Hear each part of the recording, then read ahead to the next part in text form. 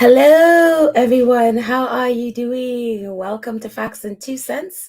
This is Petal. Hope you are all doing great. Happy Friday. I think it's Friday. Yes, it's Friday. My days sometimes roll into one because I'm not paying attention to what time it is, what day it is. So, hello. Welcome. How are you all doing? I have not been on here for a couple of days. So, I hope you all have been doing well, taking care of yourselves, behaving yourselves. As the British like to say, they're all about, so people need to behave. So it's like they're all children or something like that. But anyways, hope you guys are doing well. And I know by now everyone, and if you have not heard about this, then you're not a squatty. So if you have not heard about this, so our wonderful fave Meghan was out, well, not really out for this, but at least she was on video link to Mayhew Clinic, the dog shelter place thingy that she was a patron of in the UK, but she's not a patron anymore. But she's still a supporter because she's a dog lover, obviously. And I saw, I was reminded of this video when Meghan was actually pregnant with Archie, and she went to the Mayhew and she was with this little dog, and that little dog got really famous, and then I think she got adopted and all of that stuff. The little dog is a little beagle, I think that's what they're called, and obviously Meghan is a beagle lover, and so now I think they have two. They adopted one in the US, and then Meghan, she got married with one. And well, when she got married, she had one. she got married with a dog, but I was like, oh, that doesn't sound right.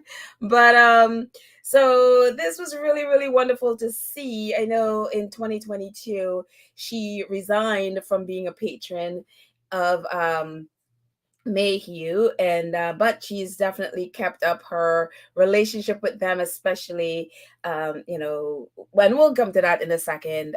Just with this new wing, I guess that they opened, that is the Ollie Nost wing. Meghan's friend who passed away in 2022 was a dog lover and a dog trainer and a friend of the Mayhew Clinic. But we'll get to that in a second. Let's say hello to all of my friends in the chat. And also, if you are here, maybe you've been here for a while and you have not subscribed, or if you're new here, subscribe, click the notification bell so that you know when we drop a video, and like and share the video, and please join our 2 Cents crew, and that would be awesome too. I appreciate all of you who have, and appreciate all of you who will be doing so. Thank you all. The channel is growing slowly. I'm grateful. Thank you all so much for your support.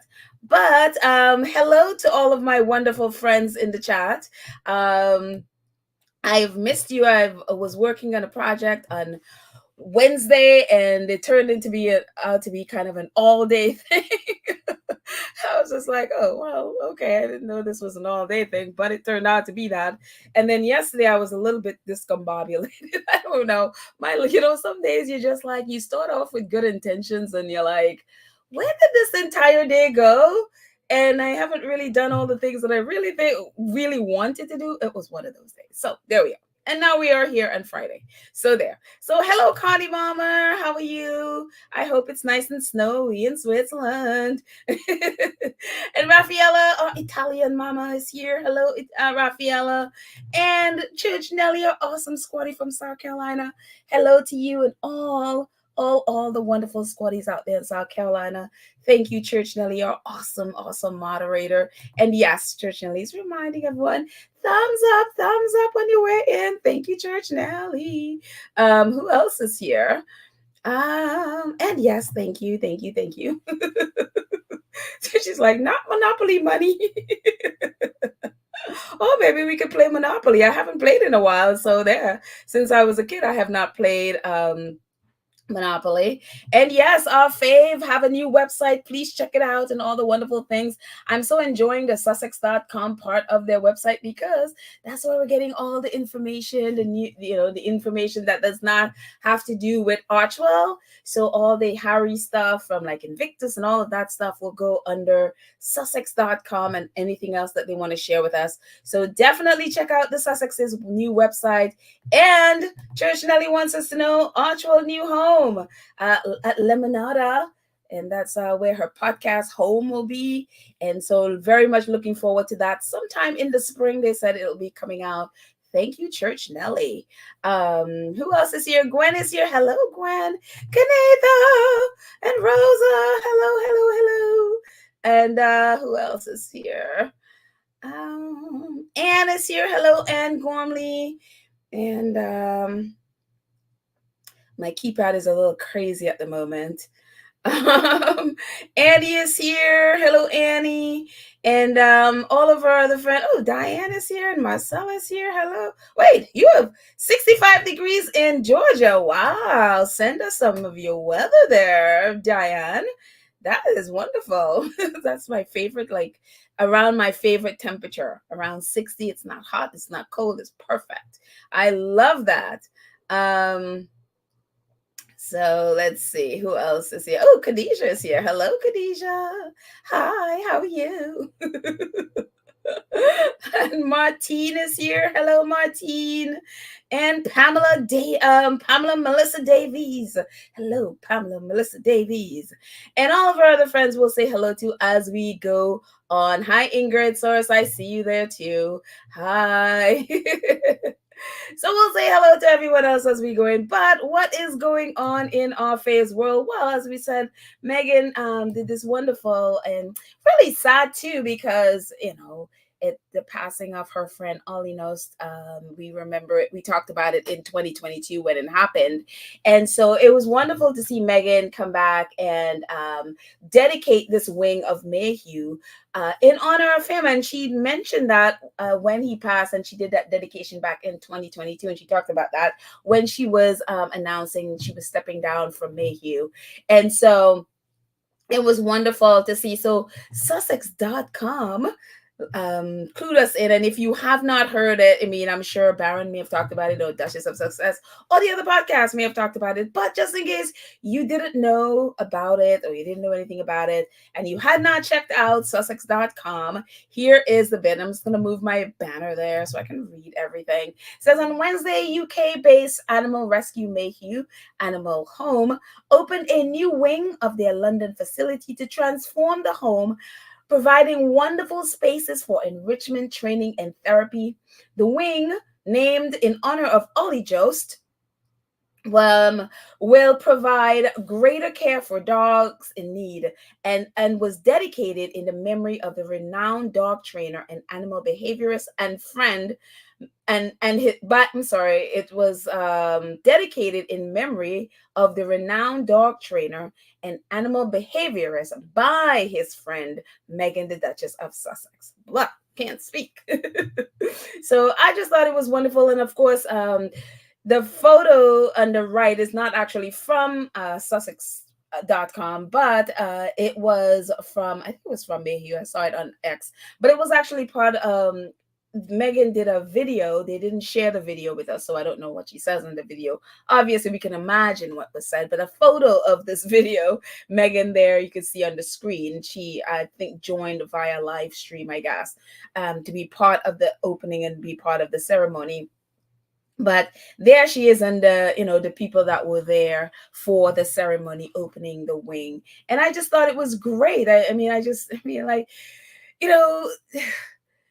my heart with anything Meghan and the UK is always like, oh, stay away, stay away. But there, you see her with this, and you see her with other organizations that she's been a part of, like SmartWorks and stuff in the UK, that she's kept up her relationship with them. And again, even though she's not still the patron of Mayhew, she still has, she's a dog lover. So of course she, stayed in touch with them, and was able to donate money for this wing to be able to happen. And then obviously dedicating it in the name of her friend Ollie. So again, it's sad that her friend passed, and there is Ollie Jost there in the middle.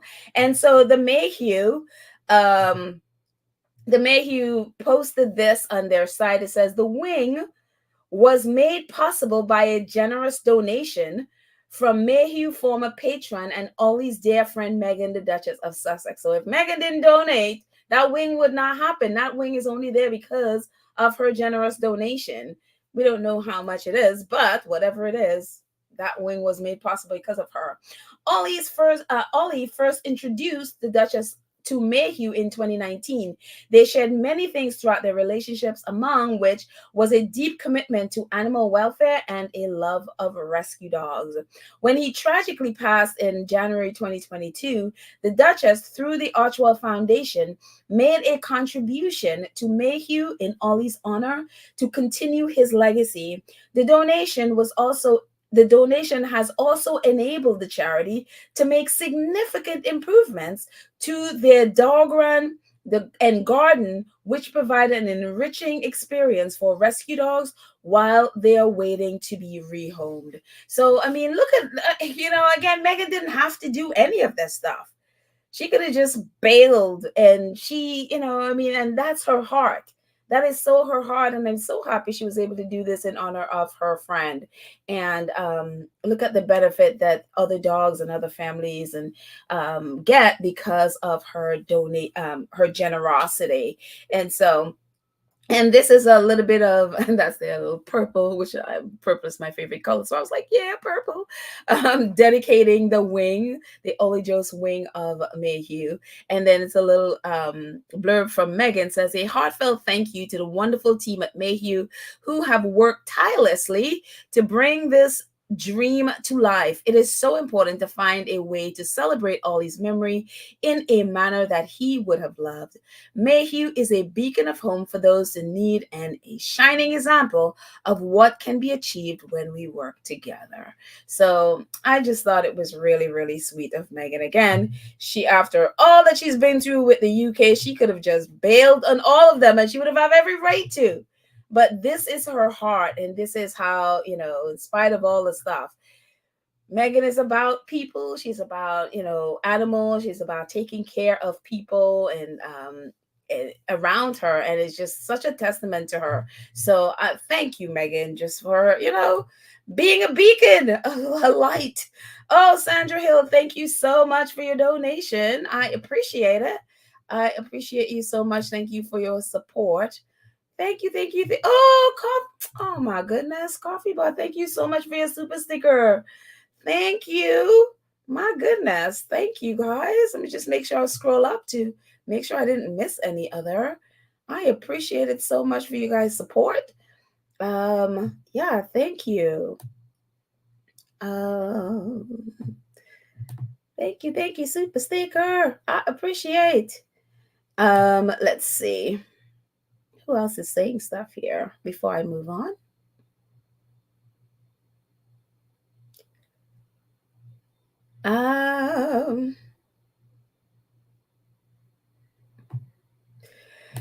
Or the Impossible says, hi, girlfriend and squad. Hello, Or the Impossible.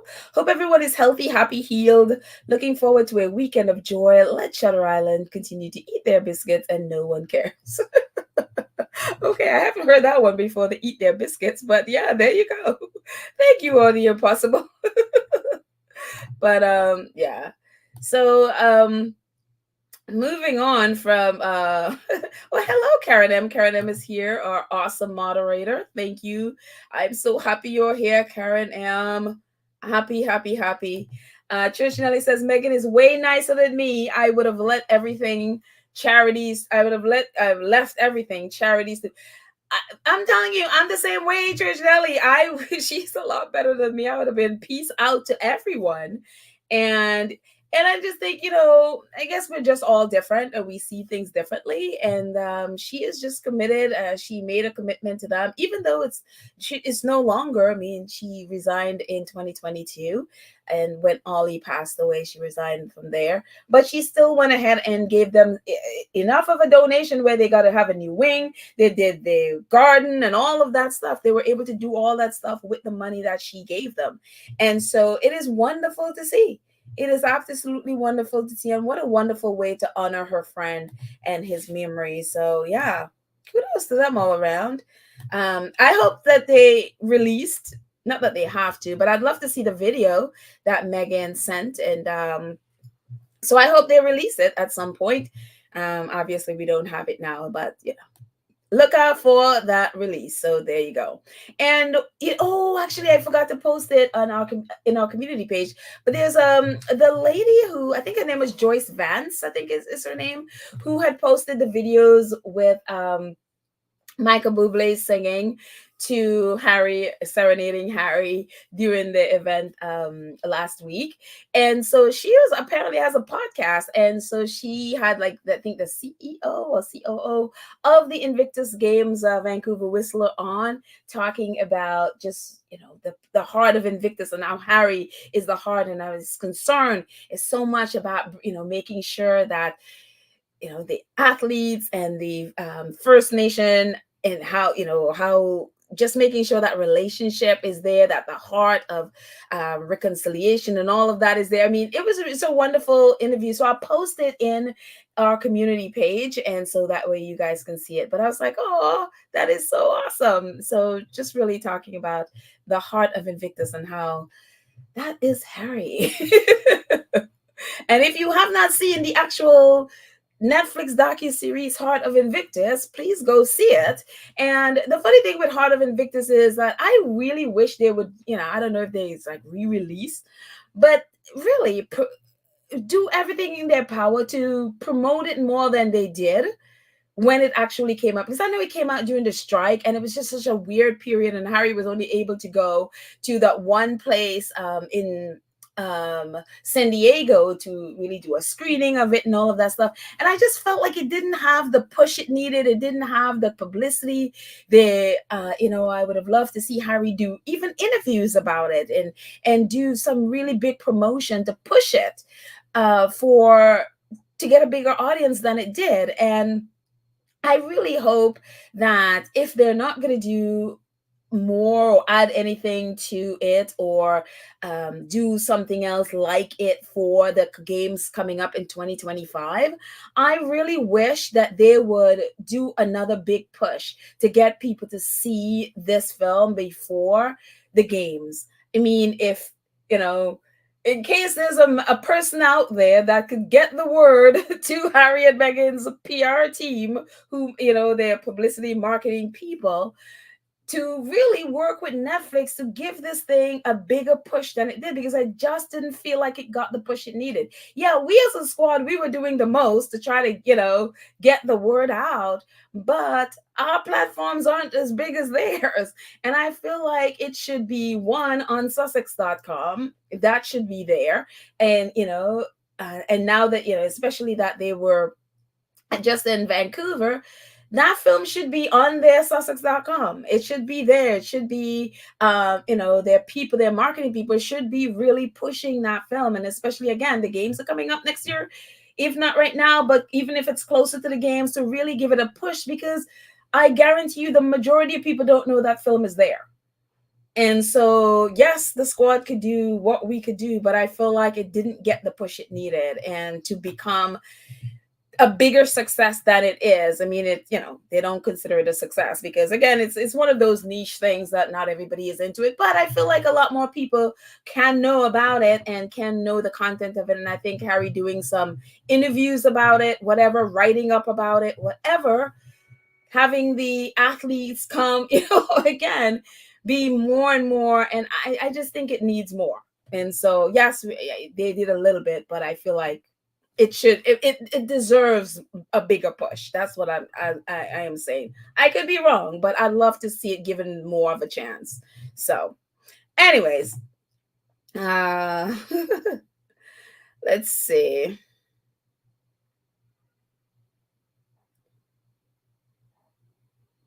Hmm. Thierry says, I agree, Pedal. It was not widely promoted, and it was given limited promotion. Yeah, yeah. And again, it came out in a weird time because, they also had to be, the strike was on. So wasn't, there was a limited amount you could do at the time. And so, and then you don't want to upset SAG and all of that stuff to be promoting. You don't want to do a lot of things. And so that's why I feel like it was limited, and that's understandable.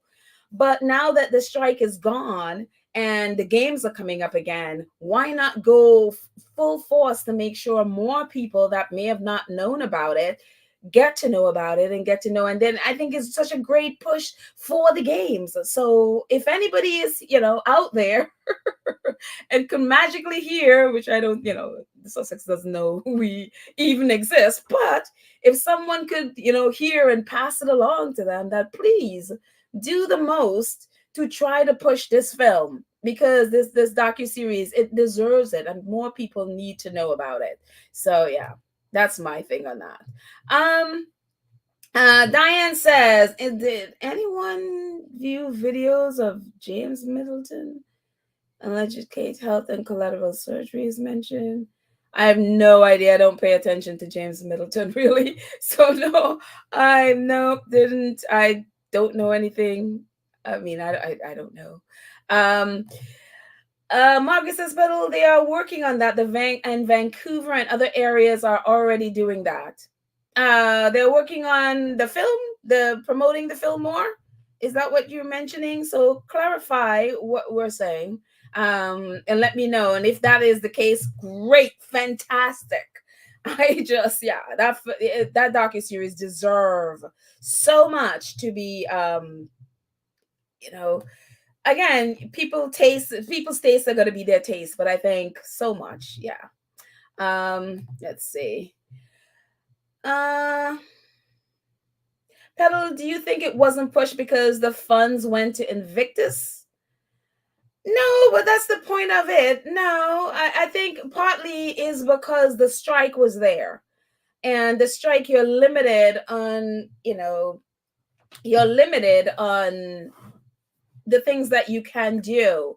And when the strike was on, Meghan is a member of SAG, even though she is not, she was not in the film. Well, she was in the film for like a second, but she is also a member of SAG. And I think you have to be, sort of like have that sensibility there, that you don't want to be promoting things when SAG is on strike. And then these are the people you're going to have to work with. This is the industry you have to work with. So you have to sort of have that to weigh, like, okay, if I do this, when I need these people to work with me, are they going to want to work with me? You know what I mean? Even though Harry is not a member of SAG, his wife is, and they are working in that industry. So you have to sort of be careful. And so I think that's probably more of why that wasn't the case. But I don't think funds going to Invictus. That was always the case. The funds was always going to Invictus. So yeah. But because the funds are going to Invictus, I would think the push would be more big, so they can get more money for the veterans. That would be more of a push. So yeah. Let's see. Hello, Nadine Burke. How are you? Hi, Nadine. Nadine saying hello, squaddies. Let's see. Sharon says they are promoting it in Canada. Yes. Awesome. We need promotions here in the US as well. So yes, that is wonderful to see. Thank you so much, Sharon, because I mean, it so deserves it. So yes.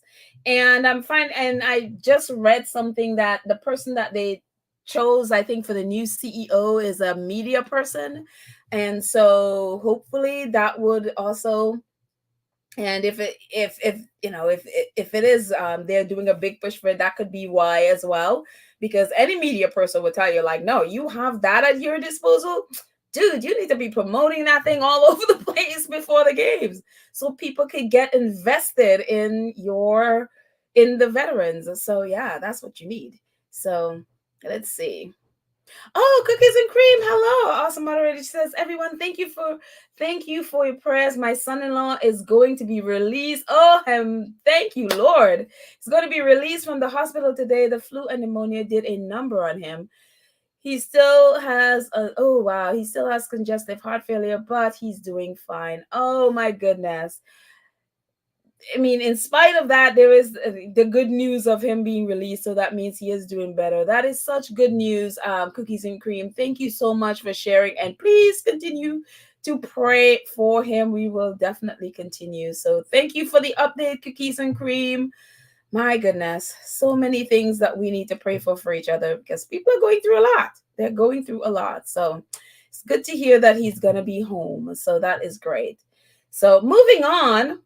We went from Ollie into Invictus, and it's just like, oh, wait. This happened. Just in case you didn't hear, this is the least shocking news of any shocking anything. I mean, they talk about least surprising.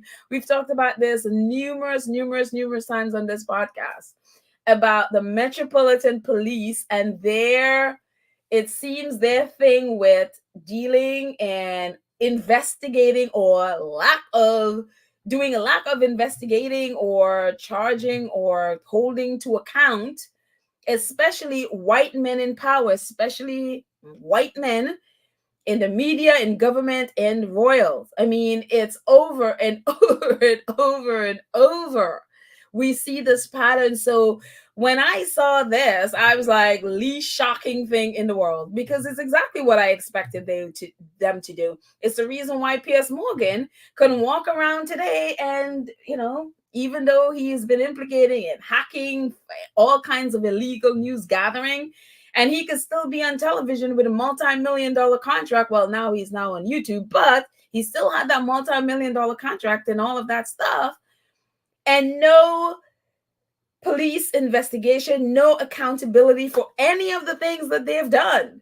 So when I saw like Dan Wooten cleared of alleged criminal behavior for after 6 months investigation, Metropolitan Police and Police Scotland, which everybody, including byline investigators, are like, wait, what? Police Scotland, how did they get involved in all this? Decided to take no further action against the broadcaster. Doesn't mean he's innocent of anything, but they are not taking no further action. And that seems to be the thing with the Metropolitan Police, is that with all of these cases, we're taking no further action. We're taking no further action. We're taking no further action. As you can see with all of these little clippings I have here, it's the same pattern. It's like whatever it is. And I would always remember Graham Johnson. He owns Byline Investigates, like Byline Times, and then there's Byline Investigates. Byline Times is who did all that series on Dan Wooten. Their sister paper, Byline Investigates, is the other one. Well, one of the things Graham Johnson, who owns Byline Investigates, he was doing an interview about his days when he was phone hacking and all of that stuff, as we've talked about on here before. That's his background. And one of the questions that they had asked him that he refused to answer was if he was an informant for the police. And that was one of the things that was alleged, that a lot of these tabloid reporters who were from, the Sun and the Daily Mail and all of those, they were also police informants. And he refused to answer. He never did answer that question. And my thing with a lot of these people, and when you see a lot of these guys in the tabloids and stuff get away with stuff, I'm not saying that he is, because I don't have the proof, but let's just say I will not be surprised, because there are some things that has gone on, especially with Dan Wooten, that I'm like, it's just like, does this guy have something on these people at the Met or something? Because it's just, yeah, let's just say things that make you go, and so it's not, again, this is the least shocking thing to me. Absolutely the least, because again, you see, even say with Prince Andrew, with the Virginia Giuffre's case, with all of those allegations, with all of the evidence, all of that stuff against Andrew, what does the Metropolitan Police do? They drop the investigation into Prince Andrew, and at the bottom in highlights says the Metropolitan Police are taking no further action. It's the same pattern, no further action. King Charles, when all of that cash for access, with all of that evidence upon evidence, including emails, letters,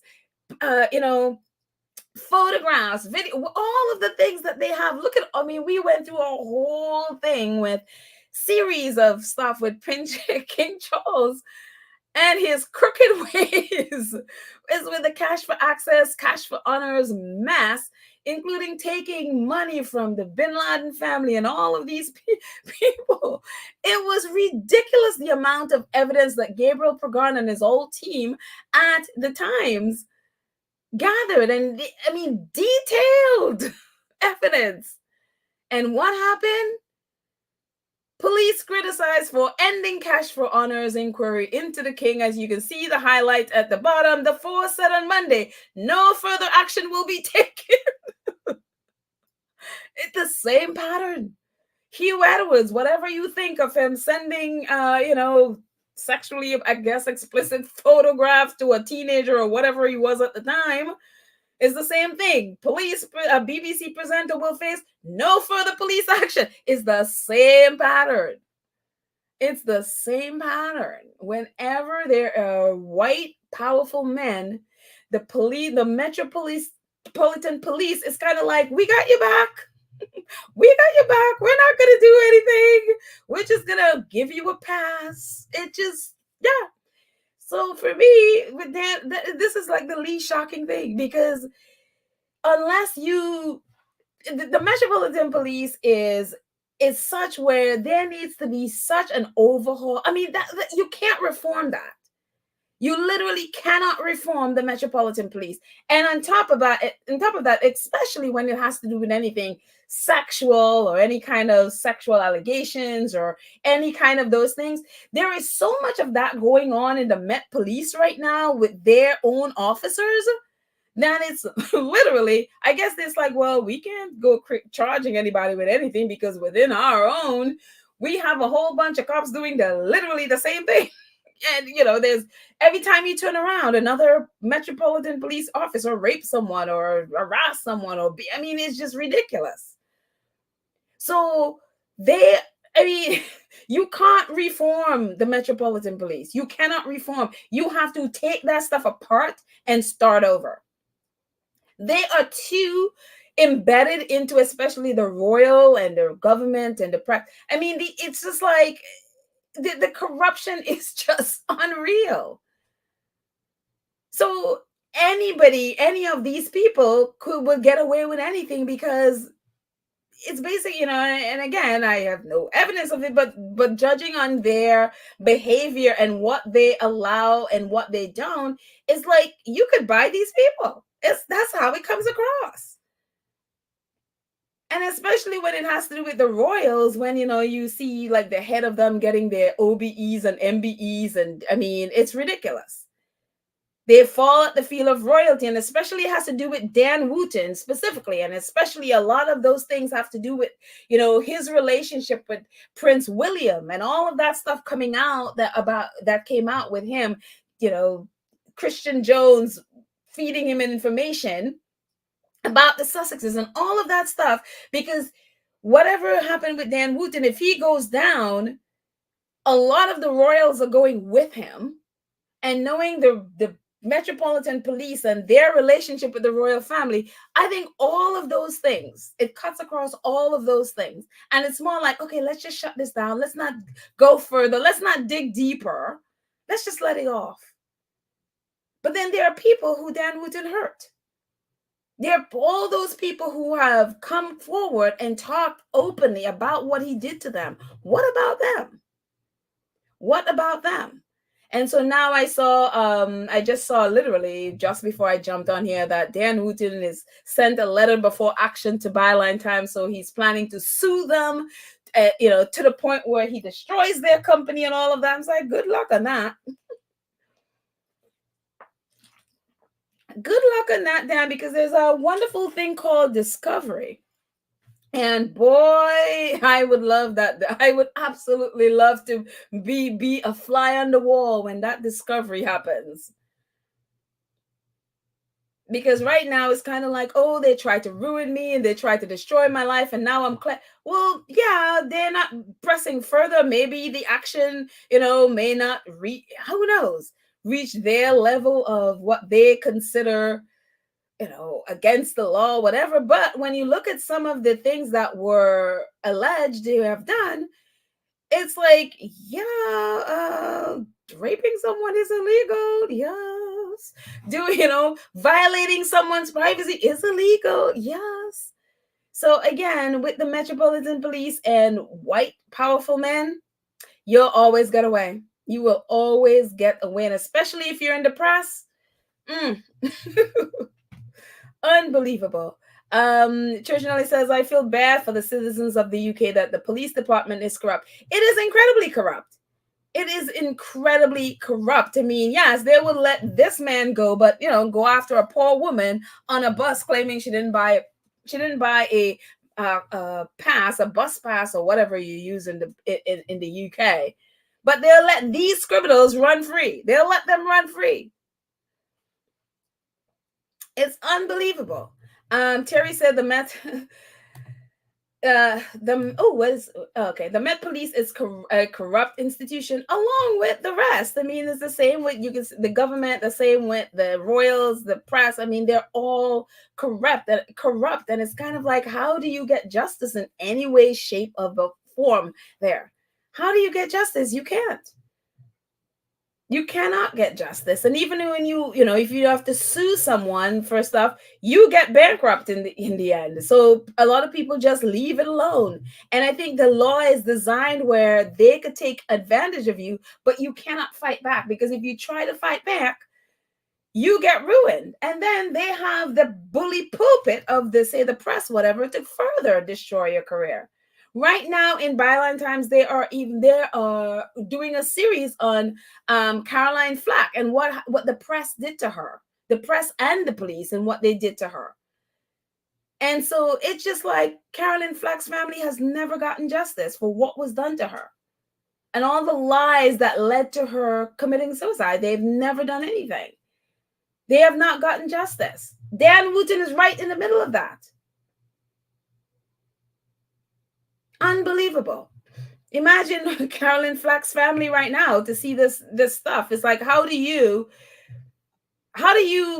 move forward when you see someone like Dan Wooten is cleared by the police? And then how do you feel about going to the same police about the actions of Dan Wooten and the son, where he was writing for, and all of that stuff? How do you have confidence that you'll get justice? You won't. So you basically have to eat the pain that they've caused you while watching these people go free, and then get $1 million contracts to continue bullying others. Unbelievable. So yeah.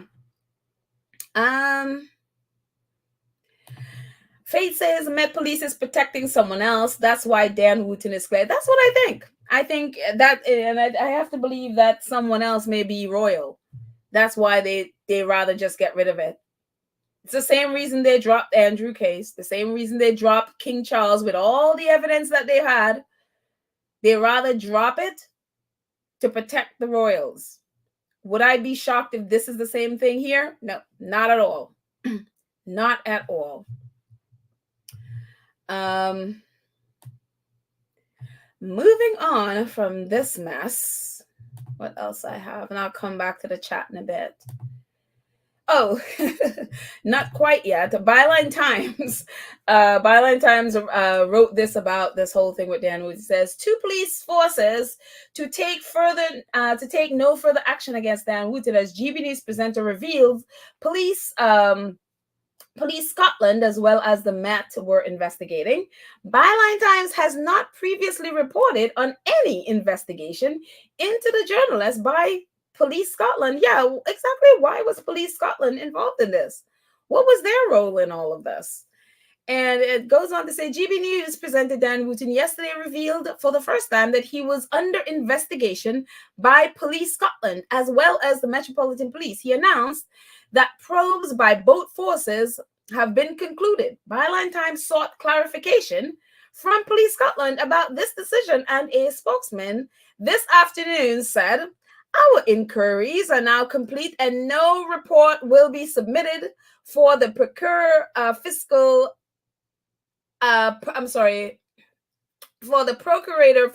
at this time. We reserve the right to review this decision in the future, and should any new information come available or reported, it will be fully investigated." Why aren't they? It's like, you're doing an investigation nobody even knew you were doing, but we're not going to tell you anything about it. We're not going to put a report as to what we were investigating, why we were investigating, nothing. We're just not going to say anything. And should any more information come available, then we'll think about talking about it. It is very, very fishy. Byline Times has not previously reported on any investigation by Police Scotland. A Metropolitan Police spokesman confirmed that it was taking no further action regarding unspecified allegations of sexual offenses committed by a man aged in his 40s. They added, Officers assessed all information available to establish whether any criminal offense was taking place. An investigation was commenced in all these allegations. All parties involved have now been advised that no further action will be taken. There were no arrests during this investigation. This is like, okay. I would then try to ask, well, why? Like, I would want a detail of why. I mean, I don't know if that's possible, but I would want to know. I mean, if I was Kevin, the guy who, went into detail about what Dan Wooten did to him, if I were um, Dan Wooten's ex, who he claimed that, he said all those things about on his show, who also went to the police. If I was all of those people who came forward and said, yeah, Dan Wooten violated people's privacy, I would want to know why. Like, how could you drop all of those things and said, like, oh, well, no, like, I don't understand. I would want further information about why. How they came to the decision that no further action would be taken. How did they come to that? I mean, I don't know. And I would also really want to know about the investigation by Police Scotland. Like, what? And why aren't you releasing any information about it? So nobody knows what the investigation was about and why you're like, nobody knows anything. And it's just all very, very suspect. Cookies and Cream says all the articles by Byline Times investigation with into Danita W would need to be plastered on all social media platforms and let it trend. They also need to be sent to every credible international news outlet. It was plastered everywhere, and some international press picked it up, but the majority, other than I think a couple of times, the Guardian picked it up, and only when Dan Wooten said he didn't do anything and all of that stuff in his show did anyone in the British press pick it up. They all pressed mute on the story. And we talked about this the whole time it was happening in real time, that they all pressed mute. And so it just is really, I just believe Dan Wooten has a lot of stuff and a lot of people. And that is what is happening here. They are, whatever they did, they figure, not pressing charges would protect people as opposed to going further with it and exposing people. This is what it sounds like to me. Of course, I don't have the evidence, but that's what it looks like to me. It's more about protecting high-profile white people than it is about getting justice for the people who Dan Wooten damaged. And that's what it looks like. It seems like there cover-up going on. So who knows? Hopefully, I mean, I expect Byline Times to continue investigating to get to the bottom of that. I really do hope they don't back down on this, and again, Dan Wooten is like, I'll sue you. Yeah, I'll wait on that one. So let's see what will happen. And then this other person, it's just, there are certain things that people... I had to just let, because this happened a couple of days ago, or 3 days ago, and I had to just let it go because I got so angry and so irritated when I saw this that I could barely speak. And it was just like, if you've been on this pod or listening to this podcast from October 7th, or actually even from June, because I started mentioning about what Israel was doing, or like around June, when the reporter Shireen, when Israel killed her and then claimed like, oh, it was Hamas, and then finally they had to admit that they were the ones that killed her.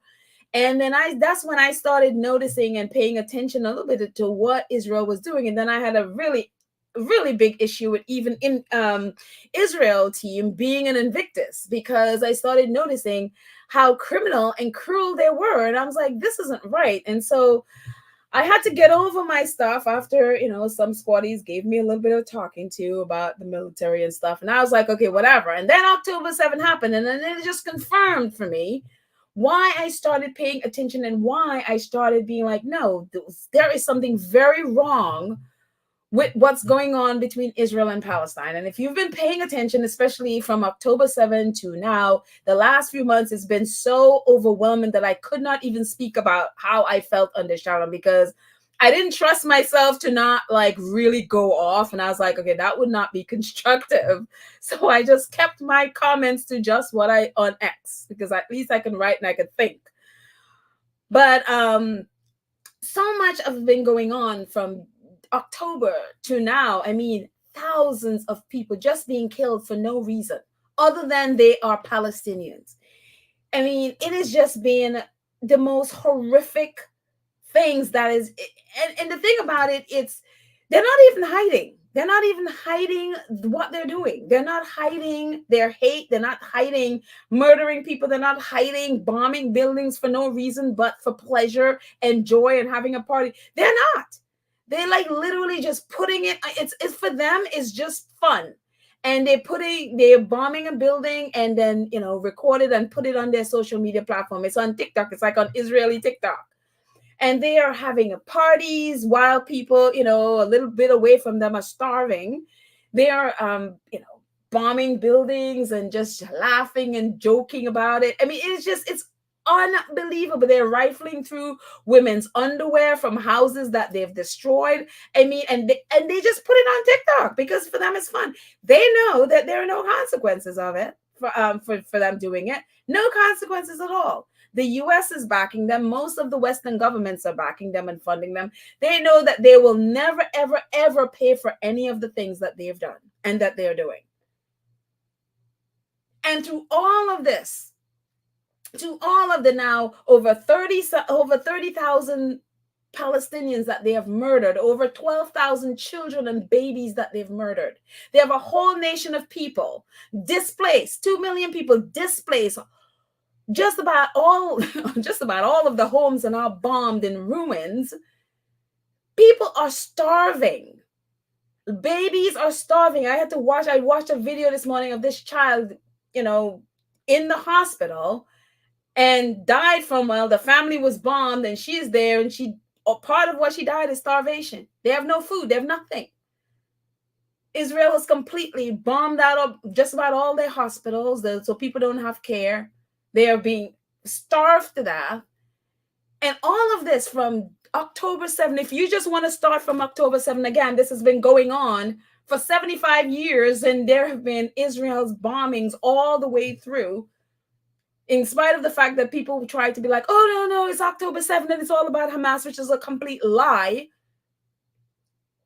But even if you want to start from October 7th to now, there have been protests and bleeding and protests. There's the case, South Africa brings case against Israel at The Hague. It's actually even going on now, a second part to this, where like 51 countries before the International Criminal Court of Justice presenting their case for Israel's apartheid, their genocide against the Palestinian people. All of this has been going on for 4 months. And nowhere in there have you heard the royal family. Nowhere in there have you heard Prince William, in spite of his pledge in 2018 that he will, basically bring peace to the Middle East.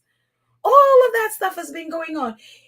I'm telling you, the most dedicated to protesting against what Israel has been doing to Palestine has been the British people. There have been marches and marches and marches and people outside their parliament begging their MPs to vote for a ceasefire. They have been doing it. I mean, the UK has been the beacon for people desperately trying to get help to the Palestinian people. And William and the royal family has been completely missing, completely absent. Nothing, zero support for the Palestinian people, nothing.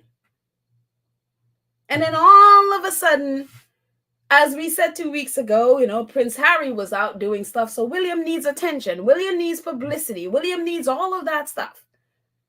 So what does William do apart from, he bungled the BAFTA the other day, as we talked about. So let's get away from the BAFTA. Let's find something else where I could, get publicity for myself, because I'm coming back to work. So I need publicity. Oh, Gaza. Let me use Gaza to get myself publicity, to get attention to the world, to get me some, look like the global statesman that they lied to me that I am. So let's use Gaza. Let's use the people suffering so I can get attention. I was just so irritated I could not even speak. So he obviously, I'm sure by now you've heard about this thing, the statement he put out. I remain deeply concerned about the terrible human cost and the conflict in the Middle East since Hamas terrorist attack on October 7th. Like, for example, oh yeah, the only conflict that has been there is since October 7th. And the 75 years of Israel occupation just doesn't exist at all. It all starts at October 7th, according to William. And again, you would think William, being British and being royal, will understand that, Palestine was a colony. So you would think William would know better than this, but oh no, we know him knowing William's laziness. He probably doesn't even know that, Too many have been killed. Really, you think? I, like so many others, want to see an end to the fighting as soon as possible. There is a desperate need for increased humanitarian support in Gaza. It is critical that the aid gets in and hostages are released. We'll get back to that in a second. Sometimes it's only when faced with the sheer scale of human suffering that the importance of a permanent peace is brought home. Even in the darkest hour, we must not succumb to the counsel of despair. I continue to cling to hope that a brighter future can be found and refuse to give up on that. And if you know nothing about Williams, you think, oh, okay, well, that's fine. I mean, it's a non-committal, just a bland royal. We just want peace on earth, kumbaya. You talk, we get together, we have peace, kumbaya. But anybody who is following and has been paying attention, has been closely paying attention to what has been going on in Gaza, even if you've only paid attention from October 7th, this is like, really? Really? And so, and even when as I saw, you see me like underscore the hostages are released. Whenever you see that, whenever you see a Western government talk about hostage released, they're only talking about Israeli hostages that Hamas is holding. That's what they're talking about. What they're not talking about, they never address, and they never, ever, ever, ever address, is the over 7,000 hostages that Israel has, Palestinian hostages that are in Israeli prison. The vast majority of those are children. They are held. They have nothing against them. They have no charges against them. They are just held in prison. A lot of them physically and sexually abused. Actually, the UN just put out there like, yes, we have credible reports. People who came out of jail are on camera saying, yes, this is what happened to us in Israeli prison. Nobody is addressing the hostages in Israeli prison. Over 7,000. It's like every day, even while they're there was that brief pause in December, like December 4th to like 7th, whatever those days were that they were paused. And there were that prisoner exchange, that hostage exchange where Israel released some and Hamas released some. Every single day in the West Bank, Israel was still abducting children. For every single one they release, they're abducting, and they're doing it every single day. And this is what they're not talking about. It's always about the hostages that Hamas has, never the hostages that Israel has.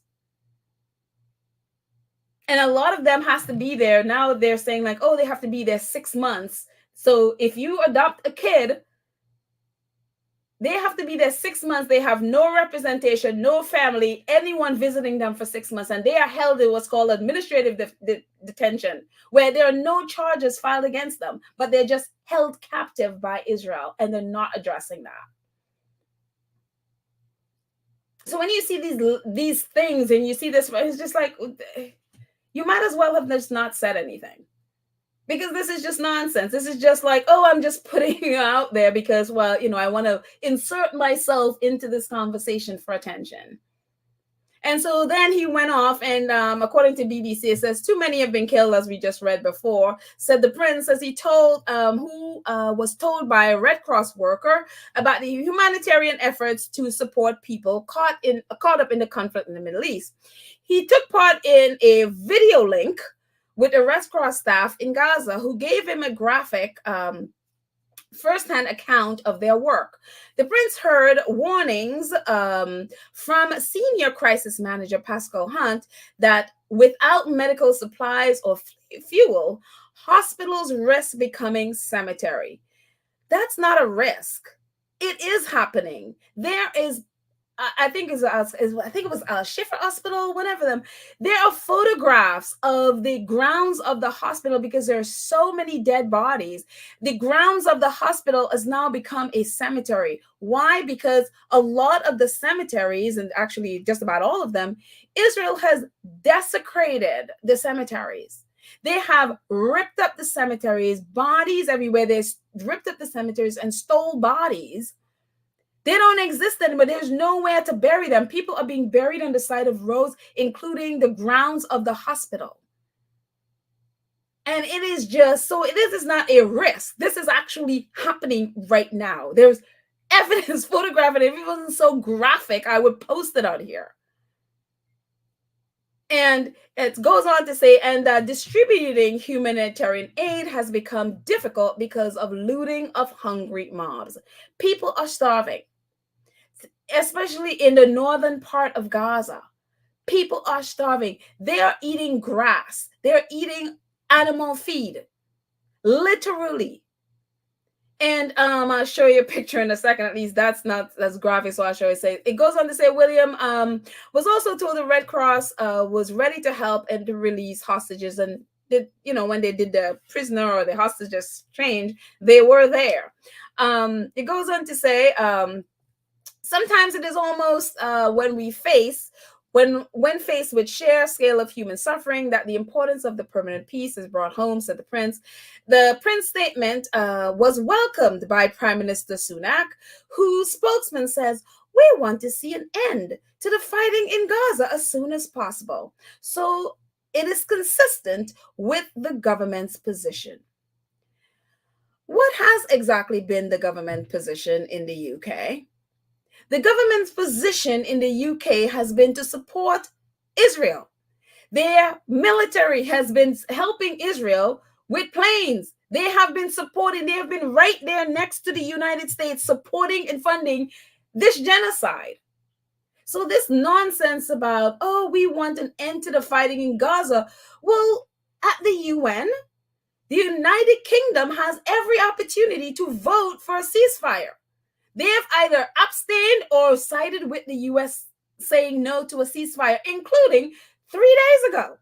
Once again, the United States being the only person, and I think it was Mali or some place like that, the only people to say no to a ceasefire. The UK abstained. If you want peace, you pursue peace. If you want a ceasefire, you vote for ceasefire. If you're abstaining, that means you're not voting for a ceasefire.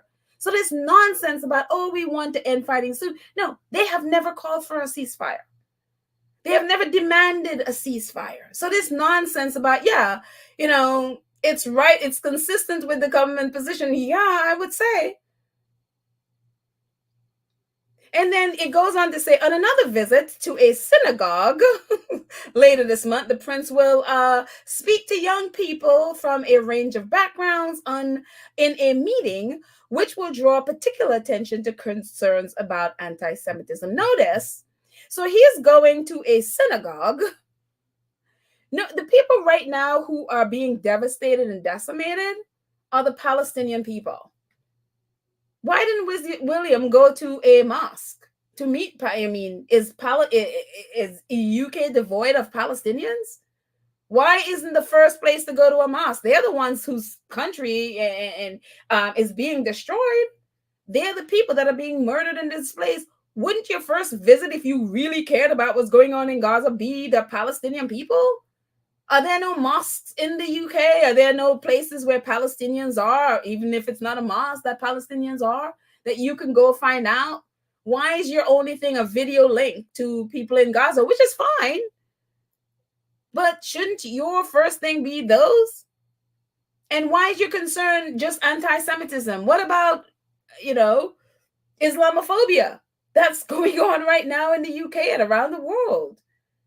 Notice none of that is in that. None of that language is there. And even in his statement about what's going on in this, notice the one thing he hasn't done. Notice he calls out Hamas, but nowhere in here does he say Israel. Nowhere in his statement or any of this is that they're calling out what Israel is doing. They're not name checking Israel, which is the thing that you will find in most government, in most government, whether it's presidents talking about this, they will name check Hamas all day. Every day is Hamas, Hamas, Hamas, Hamas, Hamas. They will never name check Israel for what Israel is doing. They'll never name check Israel as committing genocide. They'll never name check them. And nowhere in his speech does he name checks Israel. Nowhere in here they'll talk about, the people being killed. They'll talk about the suffering, all of that stuff. They will never say the person who is causing all of this. Never. It is unbelievable. And even when they're talking about, what the suffering, well, this is what the suffering is going on right now. As Suleiman Ahmed, one of, he's a journalist and he's from the UK, says, in a world where numbers validate you, why does 2 million displaced humans, over 24,000 orphan children, over 34,000 dead, including about 12,000 of them being children and babies, mean nothing? We're all about numbers, but why do those numbers mean nothing?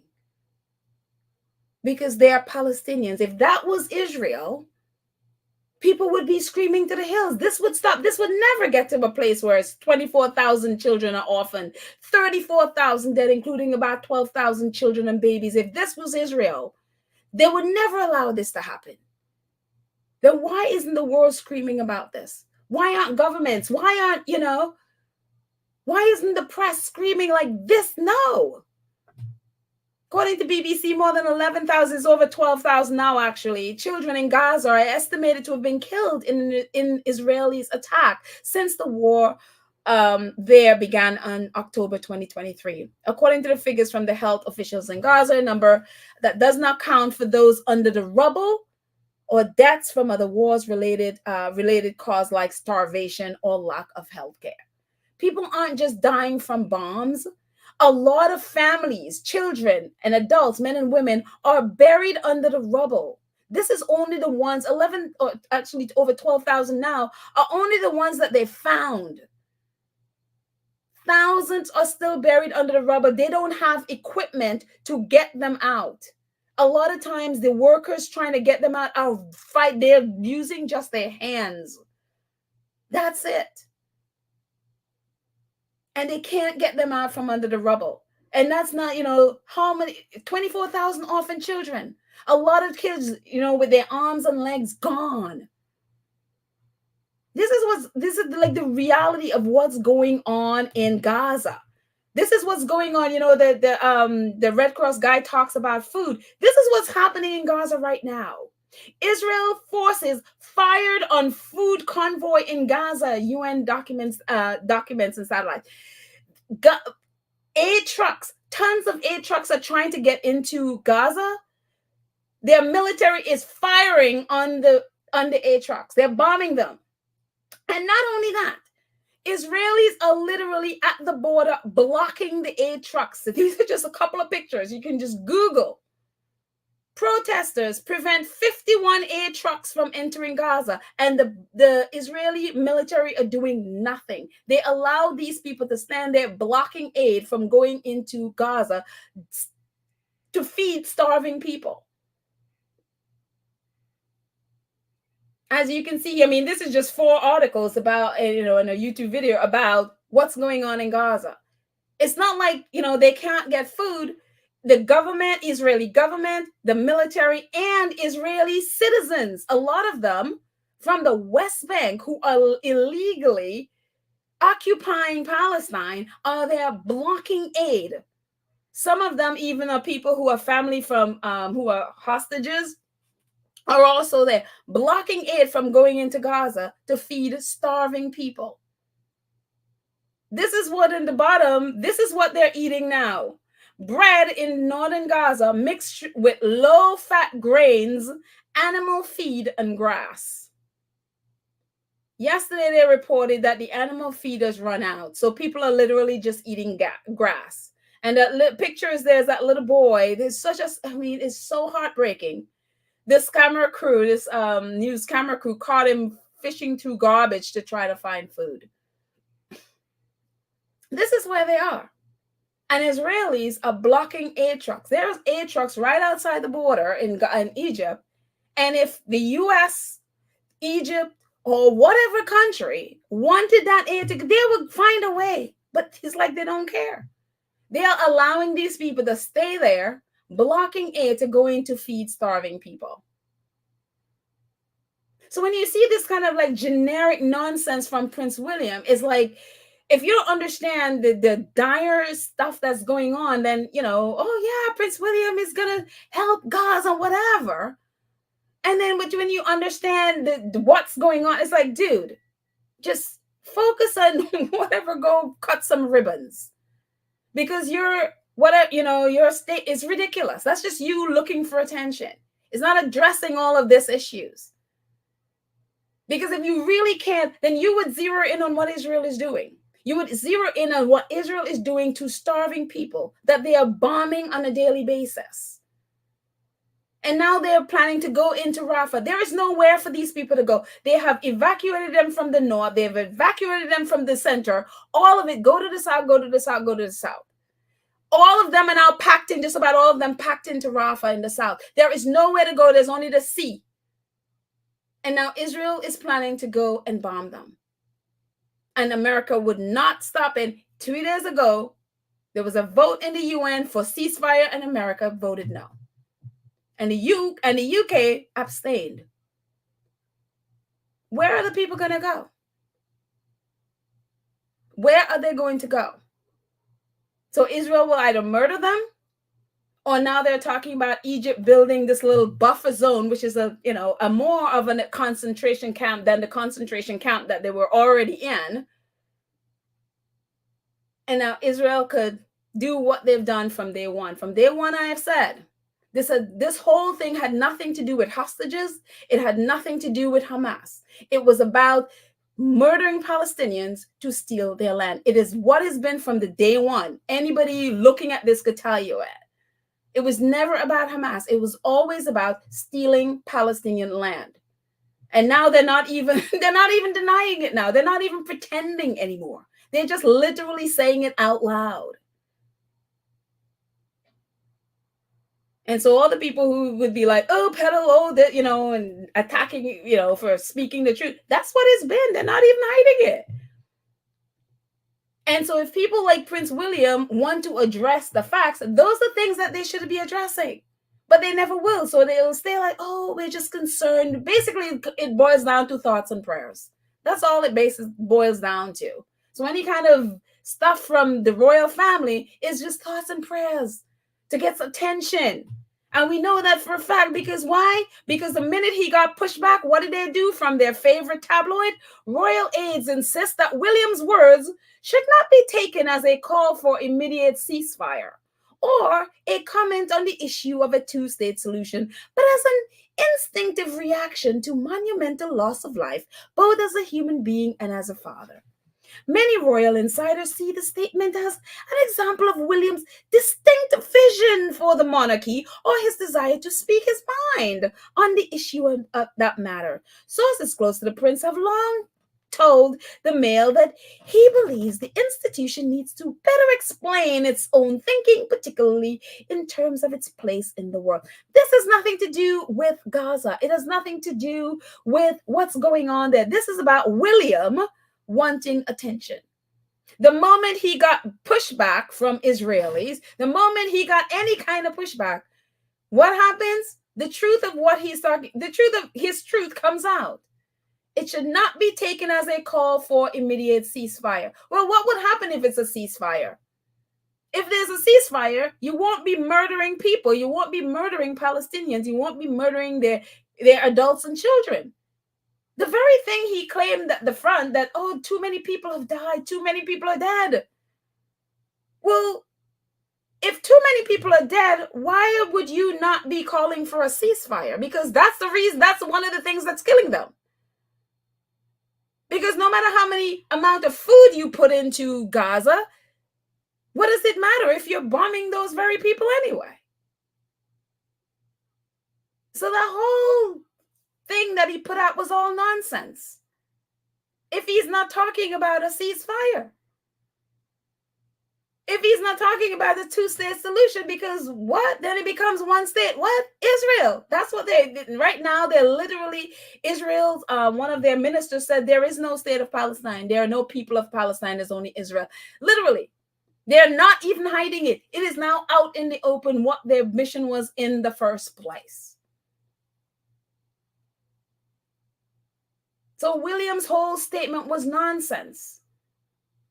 It was all, I just need attention. And then it's like, oh, he has a distinctive vision and they need to better explain. What are you explaining?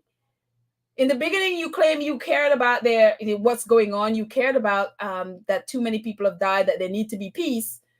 And then you get pushback. And then the minute you get pushback, it's like, I wasn't talking about a ceasefire. I wasn't talking about then what were you talking about then? Exactly. And if that's not what you're talking about, why are you talking? Why are you speaking? Shut up and go cut some ribbons or something at a supermarket. Because people are dying here. And this for me is just, it's so, like, it is just so egregious, because why? People are dying. And then you have people in power, people who have the resources, people who have the connection, people who can actually do something if they cared, doing stuff like this. And again, William had, again, if you only want to take it from October 7th, he had all of that time when his fellow people, his subjects, have been on the street, marching, protesting, boycotting. I mean, British people have been doing the most to support the people of Palestine and to call out the atrocities, to call out the genocide that is happening.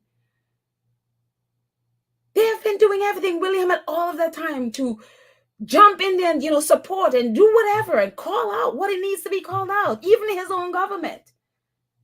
But William is a stooge for the Tory party, so he's not going to do anything. He's going to put out ridiculous stuff like that.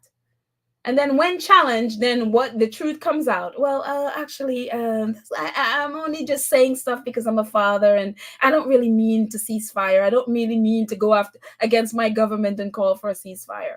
Then shut up. Then shut up and stay out of it. So anyway, I'm just I'm just so irritated. It's just like, oh. Anyway, I'm just gonna leave that alone and just go to your comments. I'm sorry, I didn't mean to go off on a rant, but that's the reason why I haven't been able to talk about this in the last month and something, because it's been just so much. And then to see stuff like this and to see someone again who has the connections and stuff to do something, just sit there and do nothing. And again, even doing, go speaking with the Red Cross and all of that, he's not doing anything. He's not supporting in any way. He's not going there saying, okay, I'm going to donate, to the fund to help starving. Nothing at all. He's not doing any of those things. This is all about William needing attention and using his friends in the tabloid press, especially, to bring attention onto himself. Because, Prince Harry got some attention, so he needs some. This is all it's about. And using the people of Palestine to get it. It is sick. It is so sick and so disgusting. Anyway, I'm just going to go in the chat. Thank you so much, Connie Bomber, for your super sticker. I appreciate it. I appreciate it. Thank you for your always being here and supporting. I appreciate it. Marjorie says he should go sit down somewhere. I'm telling you, take several seats and put a zip on your lip, because at this point, literally don't want to hear anything from William. He has nothing to offer, literally nothing to offer. I mean, he has to offer something to offer. He just refuses to. That's probably more the accurate thing. Cookies and Cream says Peggle has no soul. He is a roving opportunist. Everything is PR. If he really cared about human atrocity, he would stop his asinine one-sided war against the Sussexes. That too. I mean, what is this whole nonsense? Like, I wasn't even paying attention because it's so stupid. This whole nonsense about Harry going back. And I'm like, people, it's just like, that's like stupid people narrative. That is just, it makes absolutely no sense. And again, it's William needing to feel like he is important, needing to feel like he is this global. They have lied to this man in so many ways that he could go around thinking he has to be some global salesman, or global salesman, but global statesman. He has nothing that, I mean, there's nothing about him or in him that meets any of those things. And I don't know why they keep trying to put him in that place, because it's like he always go and try to do it and then ends up looking stupid and sounding even worse. Unbelievable. Chody says, he says, future king wants to be the That's exactly what he wants. He wants the attention. He wants the praise. He wants the, I mean, I even saw a headline, and I could be wrong. I think it was Newsweek. I may have seen it. That says Prince William takes on Netanyahu. Takes on Netanyahu. And I was like, see, this is the kind of nonsense. I mean, not only Prince William, royal reporters need to stick to royal nonsense and leave real world stuff alone.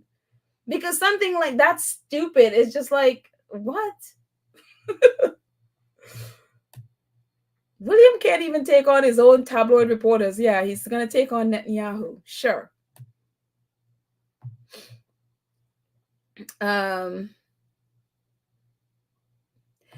H9 says, hi, unfortunately, these feelings like history repeating itself. Think about how the Holocaust started and what they did to the Jewish people. Now look at what they're doing. It's exactly the Holocaust repeating itself.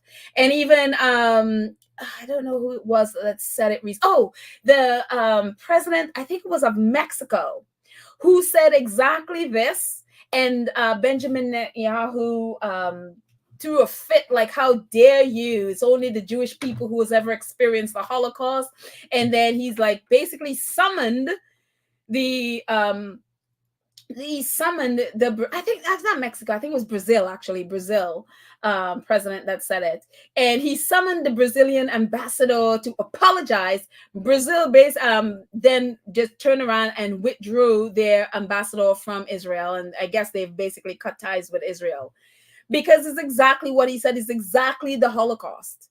It is exactly, I mean, you can mash up all the things that Israel is doing now with the Palestinian people, and you will find evidence of Hitler doing exactly that.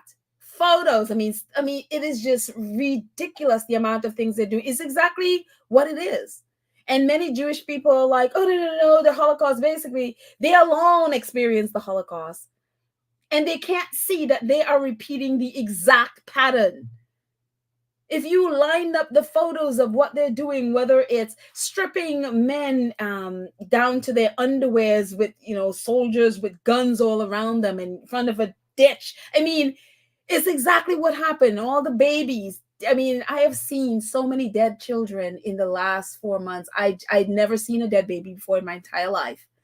And I have seen, the fact that parents have to videotape and photograph their dead children and put them online so people would believe that it's been the most horrific. And thanks to our president in the United States, why that had to happen, because he was doubting that children were being killed. And parents now have to videotape their children so people would believe that their children are being killed.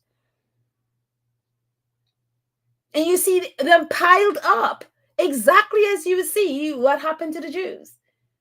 You see kids, people, skin and bone, exactly the same.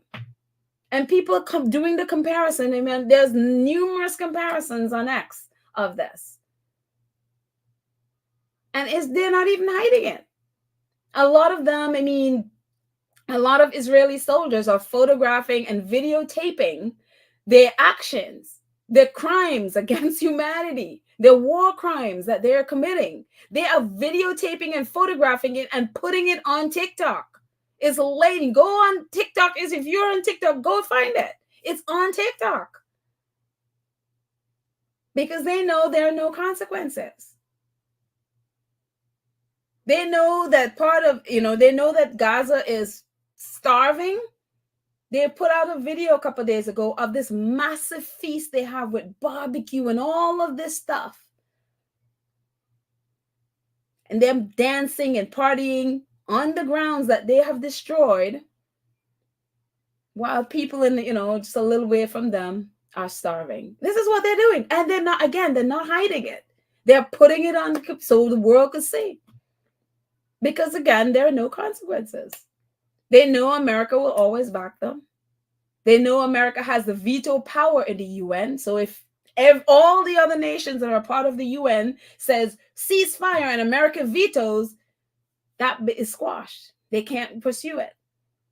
Which again, the UN needs to be, if you are still going to go with this veto nonsense, then the UN is of no value. The UN is of no value. That one nation could stop humanitarian efforts going forward, can stop people being wiped out, then what is the point of the UN? The UN needs to, this is of no point. I mean, I've been screaming about the UN for since October, since I started paying attention to the nonsense going on at the UN. You have these nations that have veto power where all the other nations could vote on something, and this one nation, I think is the US, Russia, and I think China have veto power. That one nation could say no, and then nobody else can go forward because that one nation has the power to veto all the other nations. How is that possible? How is that? I mean, that is ridiculous. That is absolutely ridiculous. And we have a nation right now that is literally not just, complicit. They're actually participating in a genocide, and no one else can stop them. This is crazy. We have the International Court of Justice just ruled Israel is being tried for genocide, and they're ruled, and everything they said Israel to not to do, Israel has been doing it since the ruling with no consequences. So if you think what is going on in Palestine right now is going to stay in Palestine, you have another thing coming. Because Zionists are all over the world, especially in the United States. They literally are in our Congress, they're in our Senate, they're in the White House. Our president is a Zionist. His entire cabinet, I think only one person in his cabinet are not Zionists. So if you think that behavior is going to stay there, we think again. If they're successful in wiping out the people of Palestine, if they're successful in ethnically cleansing Palestine, guess what is happening for the rest of the world? It is not staying there. Israel is literally bombing Palestine. They're bombing Jordan. They're bombing Syria. They're bombing Iran. I mean, all around them, Israel is bombing all of those countries with America approval. That is not staying there. So if we think okay, I could be passive and not protest and not say something, and that's going to stay, think again. So that's all I'm going to say on that stuff. Moving on. Sorry, I don't mean to be going on and on about this. It's the reason why I haven't said it. It is just too much.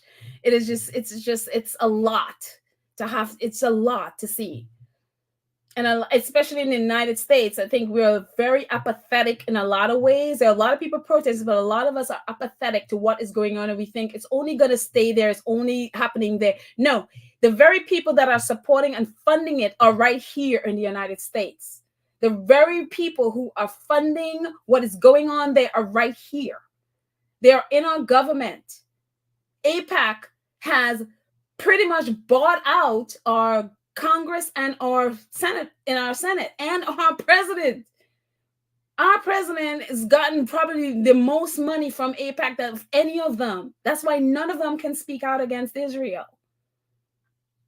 So it's not going to stay there if we don't speak up and do something about it.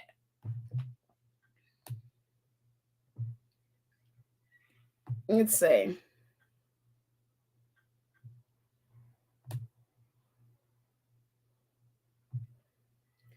Sass says, suggested that the Jewish people are unrelated to the incidents in Israel and have no real history is in Israel or connection to the land. Suggested that Jewish people are unrelated to the Israelites and have no real history in Israel. The thing about it's wild about this whole thing, because in Israel, Palestine, whatever, if you look at the Israeli government, not one of them are from that place. Just about all of them, I think only one of them is from Iraq. Their roots are from Iraq. The rest of them are Europeans, including Benjamin Netanyahu. None of them are from there. They're people not from there. They're all European. This is basically apartheid. They are not from there. And so it's like, or think apartheid or colonization, however, but it's just they're not native to that land. And so it's just wild. And then you see in a lot of, for example, in the occupied territories, you see a lot of Americans and South Africans or Europeans. You can, if you can I guess verify that you are of Jewish heritage, you can go to for example, you can go to the West Bank right now and take over a Palestinian home and kick a Palestinian off their home and land, as long as you can verify that you're Jewish. And that Palestinian person cannot come back to their land. It's gone. So it's just Joe Schmo, which a lot of them are from New Jersey and Long Island in the US. Go over there, take over people's lands and houses just by claiming they're Jewish. And the people who are, that's their land and their homes are kicked out forever. That's what's happening right now. The majority of people who are in the West are American, in the West Bank are American. The majority of people who are living in these settlers, they call them settlers, they're illegal settlers, are Americans. It is crazy that people could do that. And no consequences. Absolutely no consequences. Yep. This is very true. I saw the video of him saying it. This is the guy, I think he's from Tennessee, Republican Representative Andy Oakley, in a video saying kill them all. Yeah. And you know what? I have not seen any outrage about this at all. If a representative in the House or the Senate would say that about a Jewish person, you would see this. The outrage would be hella. But this man said it, and there is absolutely no outrage. I don't even know if it made the news. And I saw the video. I don't even think it made the news or any news headline at all, because he's talking about Palestinians.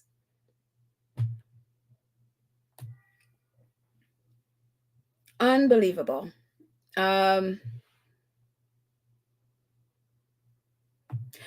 Karen Werner says he couldn't do William. He couldn't do the Cambridge job and now the Wales job, and now you want to follow your brothers on the world stage. He has been fooled. He has been fooled that you would have control over really smart people.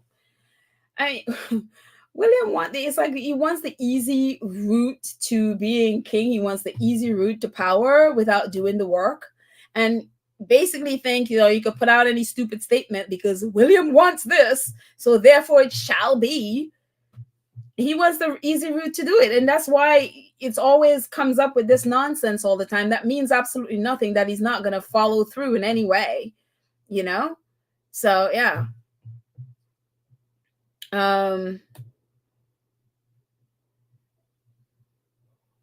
Let's see. A few more before we end. Um, uh, Sa says it is said that Jewish people are not indigenous to Israel, but are actually white Europeans, descendants of a Eastern European people, descendants of an Eastern European people group called Khazars, who have no business being in the Middle East. I don't doubt this at all. Especially the ones that are there right now. Um, because it's weird, because what I understand is that there were indigenous people there before this wave, after the World War II happened, after Hitler and all of that stuff happened, that were living on the land there. Christians, Jews, and Arabs were there living in peace. And then it only started, this whole bit happened when, after Hitler, and then there was this whole diaspora, and they got to Palestine, which Palestinians welcomed them. And you hear stories now of Palestinians who welcomed them to their land, and then the Jewish basically decided, well, it's now our land, and we basically want to kick you out. And this has been going on now for 75 years and so. And so when people talk about, oh, it's October 7th, well, no, there's been history. There are videos literally of Israel doing bombings of Palestine for years and years and years. So when people, especially government officials, talk about, oh, October 7th and Hamas, Hamas, Hamas, it's like, this was going on long before Hamas existed. It was going on long before October 7th. Even me, who didn't really know anything about this, started paying attention before October 7th. So this idea for government officials, or even William, who should know better, but of course, William is too lazy to, probably to read about the history of, British involvement in Palestine, Israeli, that mess, would be talking about Hamas on October 7th. You would think, so, but again, that's the propaganda that's going on. It's only about October 7th, and it's only about Hamas. It's like, no, this has been going on long before Hamas even existed. So, let's see. Sasha's giving us a scripture, says, do not be preoccupied with evildoers. Do not envy those who do wicked things. They will soon disappear like grass without a rain. Look, I don't wish death on anyone, but I definitely wish this whole thing will end now, because again, they are planning to invade Rafah at the beginning of March.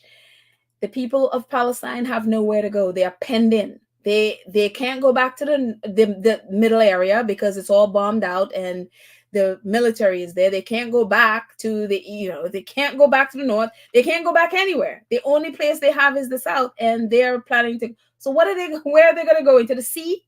They have nowhere to go. And so hopefully the court in The Hague will do something. I mean, somebody's got to do something, because, unbelievable.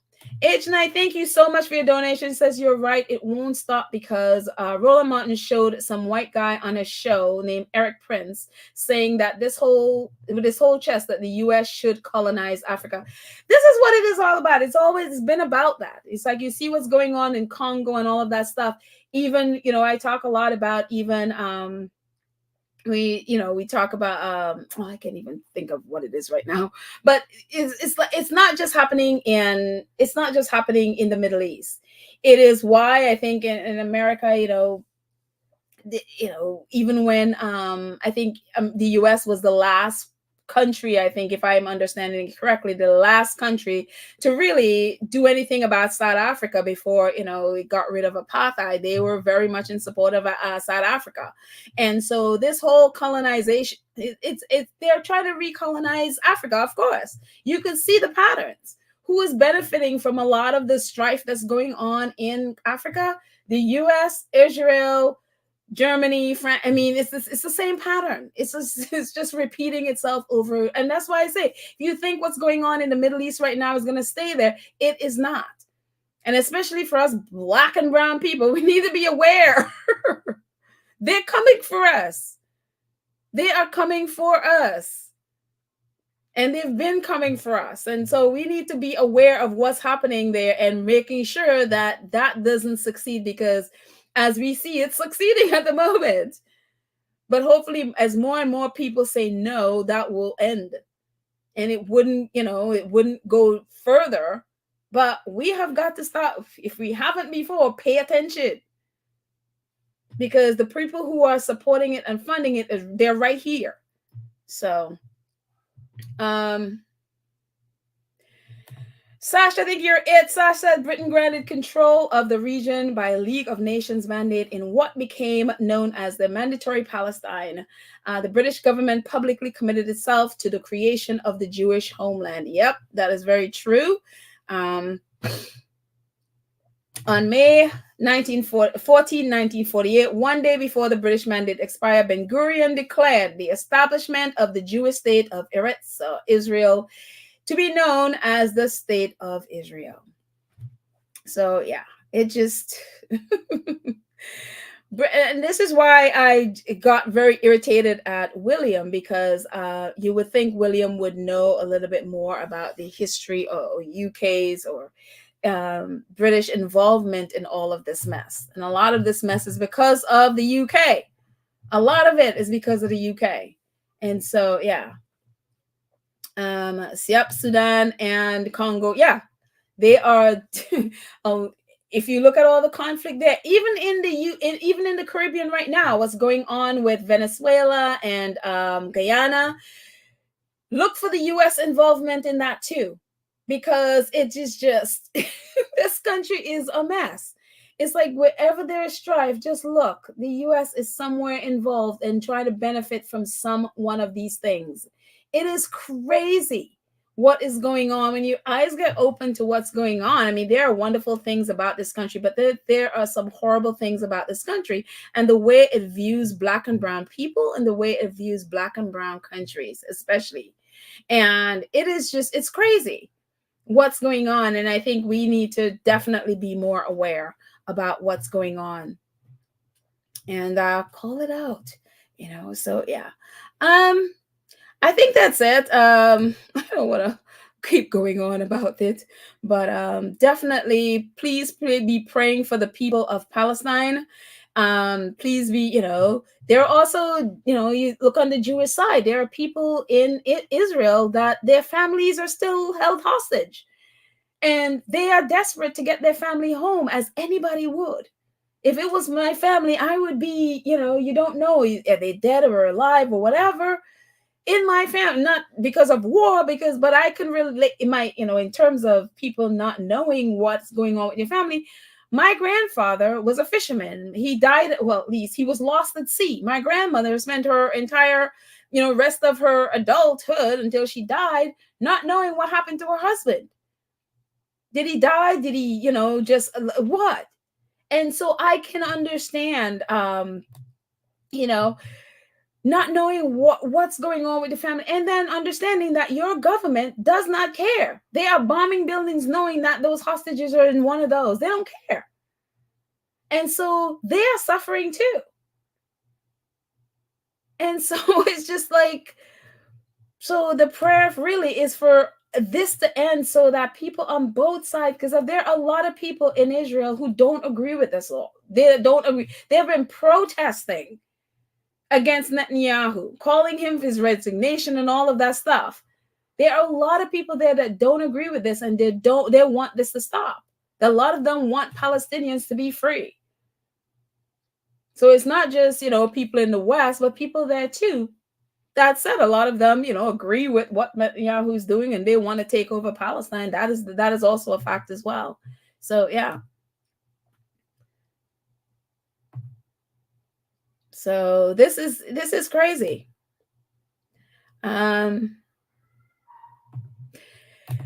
Yes, thank you, Cookies and Cream. Everyone, please continue to pray for the Sussexes, each other, and the world. Pray for peace, and that is what is needed. Peace.